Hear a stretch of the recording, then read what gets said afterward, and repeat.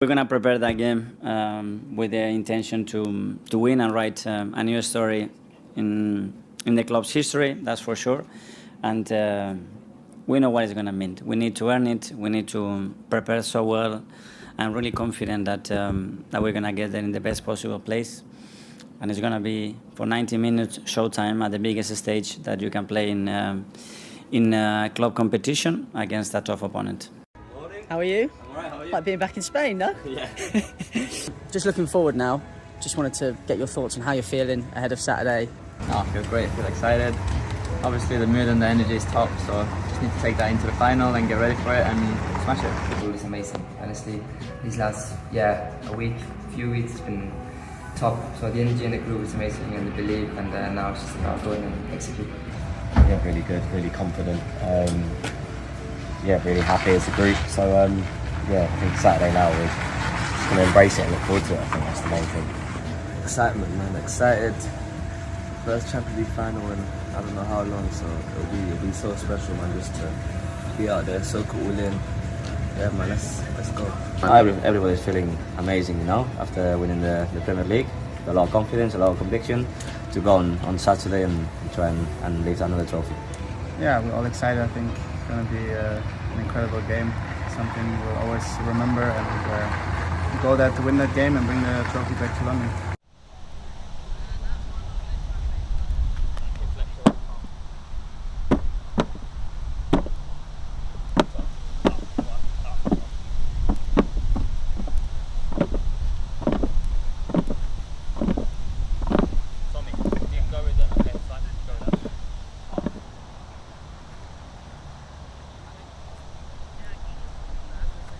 Same? Yeah, I know. Right first and left first. Okay, one left,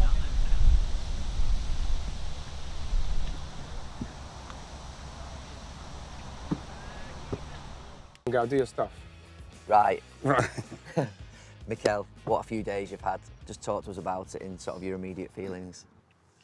Well, it's been much better that I could never imagine, to be fair. It's been so emotional, so natural, and to see that much joy, happiness, and pride around the club, it's just amazing. Mikel, when you look at this, I always think of it over the last few years, the question was, you were getting so close, could you get over the line? I know you're never going to get carried away, you're still young in your journey, but when I look at you now, I think of you sort of, those great managers who've won the Premier League titles, does that give you a different level of confidence and belief straight away that you're sat up there with some of the real greats who've won Premier League trophies? The truth is a lot of joy and relief, Gary, because when you are able to take the club and make the right steps and take it really close, it's great, but it's not what we're looking for. And I know that at this club, that's not enough. So to actually do it, if it's amazing, it gives a lot of value to a lot of people that has contributed to achieve that, and personally to be a part of delivering something that means so much after 22 years is just incredible. Do you know what I like about it most, Mikel, is that maybe 7 or 8, 9 years ago they said managers don't get time anymore. Yeah. There's this thing that managers don't get time. But Jurgen Klopp had time. Pep Guardiola's obviously had time at Manchester City. You've had time. So the three most successful clubs in the last 10, 12 years have given their managers time. How grateful are you to the owners, to the sort of sporting directors for the way in which they believed in the whole thing all the way through? I think it's necessary, but you have to earn it. I mean, when you talk about Jurgen and Pep, they earn their time. I want to believe that I earn my time as well, because when I came here the first day, unfortunately, it wasn't the Liverpool setup, it wasn't the Manchester City setup that they already won a lot, they already won the previous years. This was a completely different animal. And we knew that. And I'm very lucky because we have an ownership that has so much experience in sports, and they understood that the picture is ugly at the moment, is a lot that we're going to have to do, and everybody is on board with that. I'm very grateful for that. What's been the hardest part in all the time you've been here, Mikel? What's been the hardest part of the rebuild? I don't know, hardest. I think is the best part was changing the culture. Right. But to that, actually, Is that with the fans and everything? That's what the culture inside the organization. To actually understand what was happening inside the organization, how the people was feeling about working in the organization. Right. And I did a very profound exercise to try to understand that. Is actually to understand deeply how people feel about working in the organization.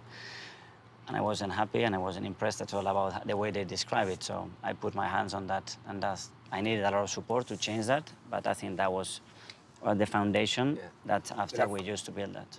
That's like a lot of extra work, what you surely weren't expecting to have to do. Yeah. I was expecting something, but not as deep as profound. And then you need time because you want to.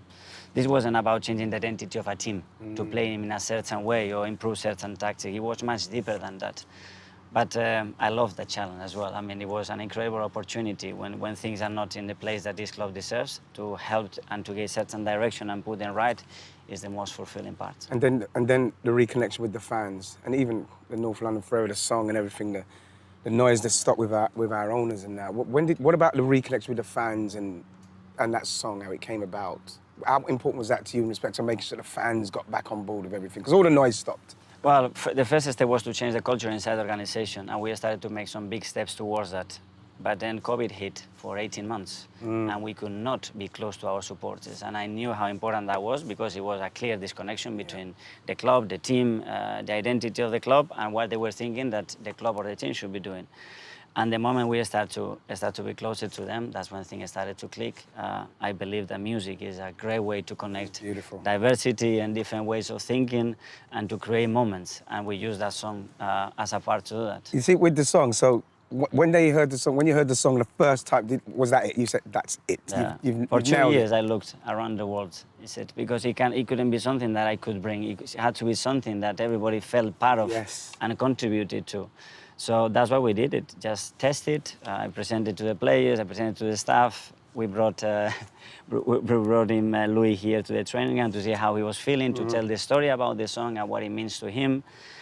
And slowly and gradually, but this is the beauty as well of social media, that in 24 hours it can It was go everywhere. wild, and it was everywhere, and it got a great reception. It's an amazing song.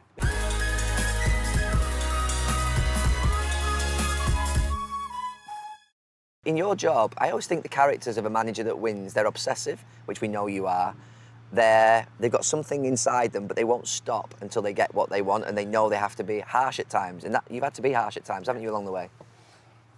Is it harsh? I mean, to be fair, in our job is very difficult. What is fair? Fair for you means that fair for is not fair. But at least to stick to your principles, I think you explain things and you agree as a team that there are certain behaviors that we expect and we want to promote. If somebody doesn't do it, I mean, it cannot continue to be part of that. I think that's clear. Obviously, yeah, we can put the best beautiful words here around the walls, but they mean nothing. Yeah. The moment where I thought that Arsenal would win the league, and you're never sure, was the moment that you went and spent over 100 million on Declan Rice. It just felt to me like in that moment, I know you'll never say it's down to one player, but it just felt to me at that point, Arsenal are going to win a player who looks like someone who's going to get you over the line, get you over the line. Yeah. But do you feel that?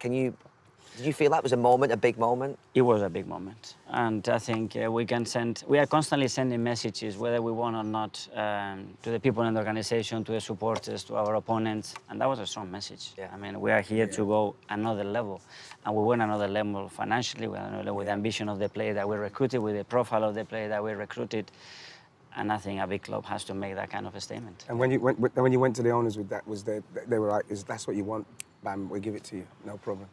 Well, they were very supportive. I think you have to explain things at the reason we believe that they could elevate the team to a different level. Yeah, but then we're talking about the amount of money all of a sudden we've gone to that next level of spending, and they would... I didn't know it was going to cost 70. I thought it was going to cost less. If you ask David Moyes, he always said, Mikel, you got him cheap. You know, so You got him cheap. I don't get price. involved in that. I leave all the financial part for the other guys. And they still stuck with us, yeah, but then if you're going in at like 70, then it ended up, what, 105? That's amazing support you got there. Yeah. And you need that, and without that, at the end, this belongs to the players and the quality of the players that you need to compete in this league. We all know what You know, boss, I tried to ask you the question on Sunday, but obviously it was too much going on. But the coaching staff with your guys and how much they've done. You know, obviously Gabby coming in and Miguel and Jova and all of the guys. Just give us a little insight into them guys, please, because they've been magnificent. They are my inspiration, and at the same time, they are the ones that have my back. So I said a coaching staff has to have always 4 elements. I think 1, you need to be able to leave your skin open for the team. The second one, they have to be the speakers of the football club. I mean, we have one idea and they have to promote that idea in every sense. I think they have to be firefighters. So the less issues they come in my office, the better. And if they can stop that. If they yeah, can yeah. prevent that, Yes. that's great. And then they have to have the capacity to eliminate and inspire me with ideas, with challenges, with other opinions. And that's what we have created, a very diverse coaching staff, very specific in qualities, completely different backgrounds, but all aligned in one purpose. And yeah, I cannot be prouder because they deserve a lot of credit for what we've done.